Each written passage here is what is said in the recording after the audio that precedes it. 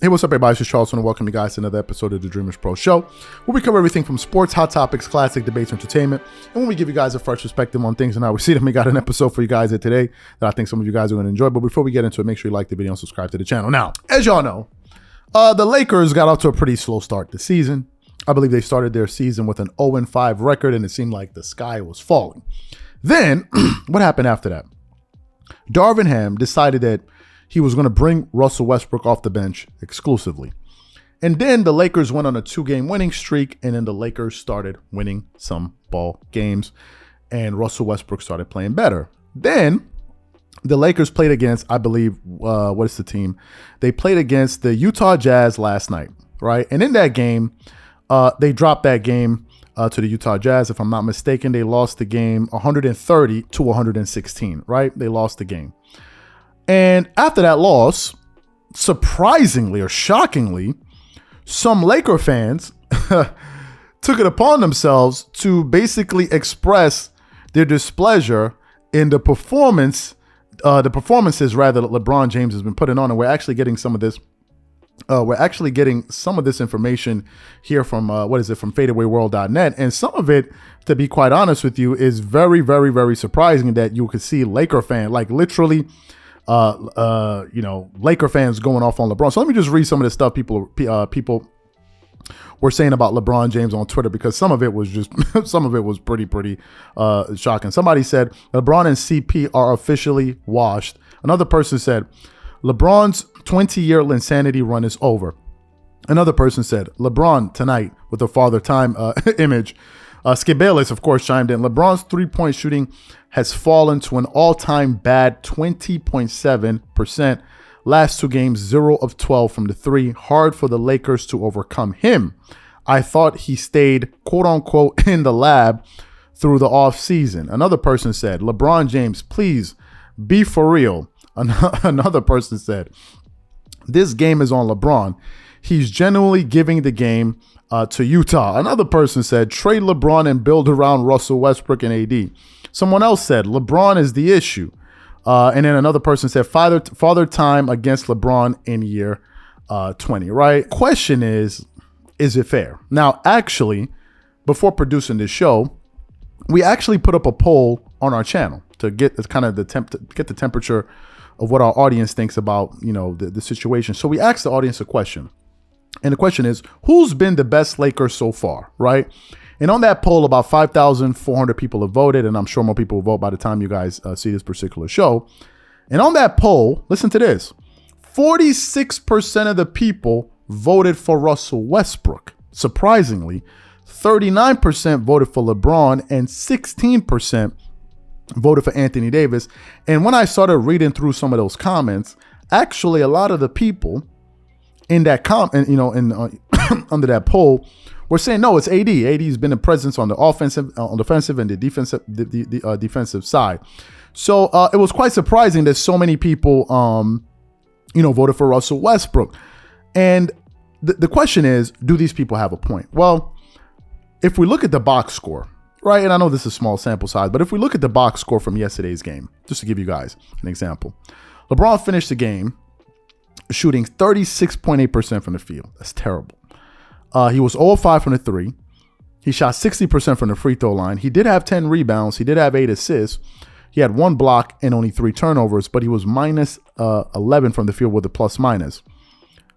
Funny enough, Russell Westbrook led the entire team in scoring. He shot 64.3% from the field. 60% from the three, 100% from the free throw line.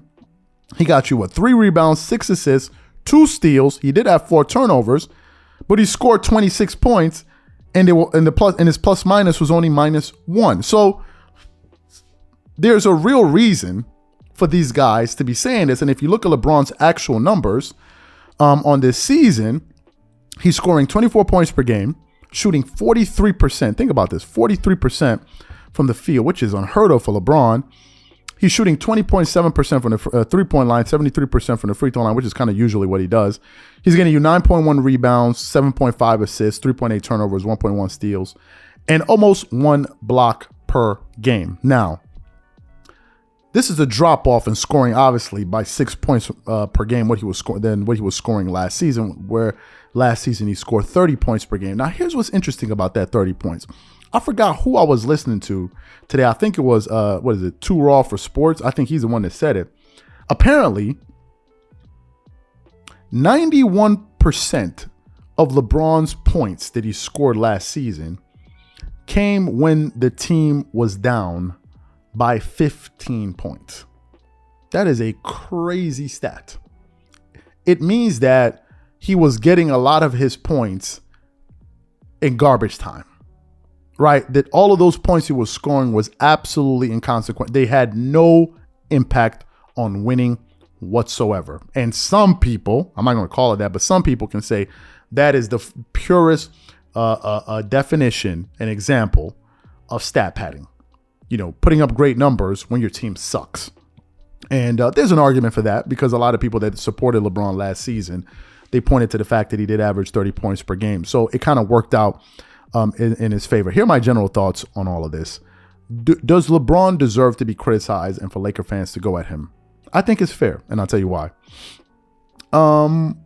He's the quote-unquote best player on the team, and he's the leader of the team, right? So when things don't go well, and the team is losing, I think fans have a right to criticize you. Why? Because they support the team. They pay for tickets, they pay for jerseys, they, watch them on TV. So obviously, if they're paying customer and they support the team, obviously they have a right to criticize the team. Now, some people say, but that's not fair because when Kobe was older, Laker fans didn't criticize Kobe. I think I can tell you why they didn't criticize Kobe. Number one, Kobe helped bring 5 championships to the Lakers, and LeBron's one. I think it's quite obvious and clear why Laker fans will not turn on Kobe or complain about Kobe versus LeBron. Like, just look at the work put in. That's number one. Number two, Laker fans also understood that when Kobe was at the tail end of his career, the teams weren't very good. Kobe Bryant was not playing with any Hall of Famers. He wasn't playing with Anthony Davis. He wasn't playing with Russell Westbrook. He was playing with very young players like Jordan Clarkson, like Brandon Ingram, like Lonzo Ball, these guys that were still developing. They didn't even D'Angelo Russell. These guys weren't developing. That's number two. And number three, hadn't developed yet. And number three, people are not stupid. And I think when people bring up that point, they must assume everybody else is stupid. So they bring up this point. They feel like, okay, nobody's been living on Earth for the past 10 years. The reason why they were not criticizing him finally was because Kobe tore his Achilles tendon. He tore his Achilles tendon, and I think he had a shoulder injury at a later age in his career. So they knew it wasn't like as if Kobe was playing bad because Kobe Bryant sucks. It's because those injuries happened to him at a later point in his career, and therefore he wasn't able to perform the way that he customarily does. If you go look at Kobe Bryant's the year before he tore his Achilles, when they were calling him Vino, go look at his numbers. He was putting up fantastic numbers, great numbers. So that's why people won't make that comparison. Now, if you think people are stupid and people have no grasp on history, then yeah, you'll bring up that point. So is it fair for them to criticize him? Why not? Like, I don't think any player is above criticism. So these are my thoughts and opinions on this. And what I want to know from you guys is, what do you think about what these NBA fans are saying? Whatever you guys think, please leave your thoughts and comments in the comment section. We catch you guys on the next show. Peace.